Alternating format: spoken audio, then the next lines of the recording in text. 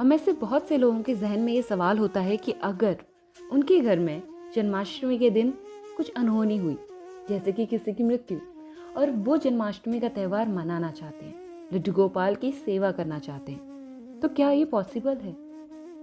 जन्माष्टमी ही नहीं, ऐसा कोई भी विशेष त्यौहार जिसमें कोई घटना घटी हो, क्या वो दोबारा दिन रिज्यूम किया जा सकता है? या किसी का जन्म लेना ज़रूरी है उस दिन?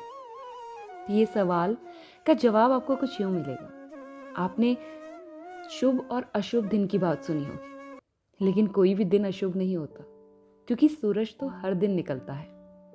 तो फिर दिन अशुभ कैसे हुआ?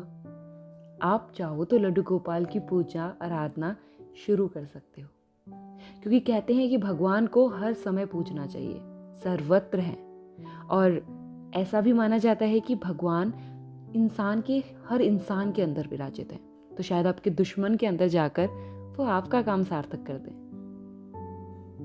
No never knows about this. आज की ये सत्य घटना मुझे किसी ने नहीं बताई, लेकिन मैंने ज़रूर अपने कानों से सुनी।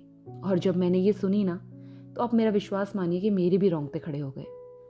ये सत्य घटना बताने वाला कई बार रोया, और ये मैंने अपनी ही किसी जिन्हें मैं सुनती हूँ उनके सब्सक्राइबर की सुनी। वो बताती हैं कि वो पंजाब की रहने वाली हैं। उनका नाम आरती है, लुधियाना से। आरती जी बोलती हैं कि हमारे घर में बचपन से इतनी पूजा पाठ नहीं होती, और उनकी शादी हुई तो प्रोफेशनली टीचर थी, तो इतना समय ही नहीं था कि इन सब कामों को कर सके। लेकिन एक बार, आज से करीबन 10 साल पहले की बात है, कि उनको ऐसे इंट्यूशन आ रहे थे कि लड्डू गोपाल उनके घर आना चाहते हैं। तो उस दिन छुट्टी थी स्कूल से, वो पंडित जी के पास चली गई और उनसे पूछा, पंडित जी मैं तो लड्डू गोपाल की पूजा वगैरह करती नहीं, इवन तो मैं तो इस व्रत को ही नहीं रखती हूँ, तो मुझे ऐसे इंट्यूशंस क्यों आ रहे हैं? पंडित जी ने बड़े चकित होकर पूछा, क्या तुम्हें ये अच्छा नहीं लग रहा? उन्होंने कहा अच्छा तो लग रहा है, लेकिन थोड़ा अलग सा है। पंडित ने कहा तुम इससे अच्छा चाहोगी भी क्या? तुम जानती नहीं हो कि ये कितना सौभाग्य वाला बात है, और अगर लड्डू गोपाल आना चाहते हैं तो उन्हें कोई रोक नहीं सकता, और फिर जिससे वो सेवा लेना चाहें ले ही लेते हैं। उन्होंने कहा मेरे पास तो इतना समय होता ही नहीं, मैं एक टीचर हूँ प्रोफेशनली। उन्होंने कहा उन्हें समय चाहिए भी नहीं, भक्त की भक्ति में लीन रहते हैं वो। तो आरती जी उनके कहे अनुसार बाजार गई और लड्डू गोपाल को ले आई। पंडित जी ने कहा यहाँ रख दीजिए और 12 बजे जन्म के बाद ले जाइएगा। तो बोली पंडित जी मैं 12 बजे तक मंदिर में नहीं रुक सकती, क्योंकि अगले दिन तो मेरा स्कूल है, छुट्टी थोड़ा ना है स्कूल से। तो पंडित जी कहते हैं ठीक है, देख लीजिए जैसा आपको ठीक लगे। मगर मन में कहीं ना कहीं ये था कि 12 बजे तक कोई रुकता तो मेरे लड्डू गोपाल का जन्म हो जाता।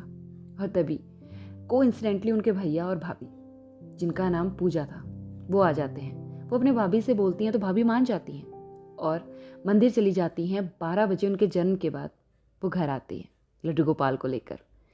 वो कहती हैं उस दिन से मेरे जीवन में कोई खास परिवर्तन नहीं हुआ, लेकिन एक बार कुछ ऐसा बीता जिसे बताते बताते आरती जी रोने लगी। खुद को संभालते हुए उन्होंने ये बात कही। उन्होंने कहा कि एक बार मैं प्रॉपर्टी के काम पे इतना फंस गई थी, किसी ने हमारी प्रॉपर्टी हड़पने के लिए सभी पैंतरे लगा दिए थे, और जब मुझे ये पता चला कि वो किसने किया है तो मैं पूरी तरह टूट गई, क्योंकि वो हमारा ही कोई रिश्तेदार था जिस पे हमें बहुत विश्वास था। मैंने किसी से कुछ नहीं कहा, मगर अपने लड्डू गोपाल को 2 चांटे मारे, सच में 2 चांटे मारे। और ये उन्होंने खुद बताया। उन्होंने बताया मैंने उन्हें 2 चांटे मारे और कहा अपनी माँ समझते हो ना, लल्ला हो ना मेरे लिए इतना नहीं करोगे? कुछ गलत है तो बोलो, वरना मदद करो ना। और उनके आगे टूट पड़ी, रोने लगी। वो बताती हैं कि 7 दिन के अंदर अंदर उनका काम सार्थक हो गया, और ये चमत्कार से कम नहीं था। और उस दिन से उनके अंदर लड्डू गोपाल के लिए जो भक्ति थी ना, वो थोड़ी और बढ़ गई। इसीलिए नहीं कि भगवान ने उनका कुछ प्रॉफिट करवाया था, बल्कि इसीलिए कि उन्होंने अपनी लीला दिखाई थी, जो साक्षात उन्होंने देखी थी। और फिर मुकरा जाना असंभव है। आगे बताती हैं कि ऐसे कई इंसिडेंट्स हैं, क्या क्या बताऊं, लेकिन वो कहती हैं कि मेरा बेटा कनाडा में है और अब उसकी शादी करनी है। तो मैंने लड्डू गोपाल से कहा आप ही ने देखना है, ऐसा परिवार दिखाइए जहाँ पर ऐसी लड़की आए जो आपकी सेवा पूजा अर्चना करना चाहे, वरना आजकल की बहुएं तो। वो कहते हैं कि हम लुधियाना से हैं और एक रिश्ता तय करवाया ऋषिकेश से, जहाँ पर वो लड़की पहले ही पूजा पाठ में थी। अब वो लड़की का नाम काजल है, और जल्दी मेरे बेटे की उससे शादी होने वाली है। वो खुश हैं कि वो लड़की लड्डू गोपाल को मानती हैं। आगे वो कहती हैं कि आरती जी कहती हैं मुझे लुधियाना से वृंदावन जाने का बड़ा मन है, लेकिन वृंदावन कैसे जाऊं? जब बुलाएंगे तभी जाऊंगी। और काजल का कहना है कि वो घर आएगी तो सबसे पहले वो सब वृंदावन ही चलेंगे। साथ ही उन्होंने अपना एक सपना शेयर किया। वो कहती हैं वैसे तो ये सपना मैं बताना नहीं चाहती थी, मगर उनको सुनाया तो हम सब ने भी सुना। वो कहती हैं उन्होंने सपना देखा कि एक बहुत बड़ा सा घड़ा उन्हें मिट्टी में दबा हुआ मिला है। वो घड़ा खोदती हैं और चिल्ला चिल्ला के कह रही होती हैं इस घड़े में जो भी कुछ है मेरा है, चाहे वो कुछ भी है। वो घड़े पीतल का होता है। घड़े की मिट्टी झाड़ कर जब वो खोलती हैं तो उसके अंदर से कोई भी हीरा जायदाद कुछ नहीं निकलता। उसके अंदर से निकलती है लड्डू गोपाल की एक प्रतिमा, जिसे वो गोद में लेती हैं तो वो एक असली बच्चा बन जाता है। जिसे बच्चे को वो प्यार करती हैं उतना ही प्यार वो अपनी माँ से कर रहा होता है, आरती जी से कर रहा होता है। आरती जी कहती हैं ये एक ऐसी घटना थी जिसने मुझे अंदर से हिला दिया। ऐसा लग रहा था कि कोई सच में ही बच्चा है। और कहती हैं उस दिन से मैंने सब कुछ लड्डू गोपाल पे छोड़ दिया। लड्डू गोपाल हैं तो कोई कष्ट नहीं।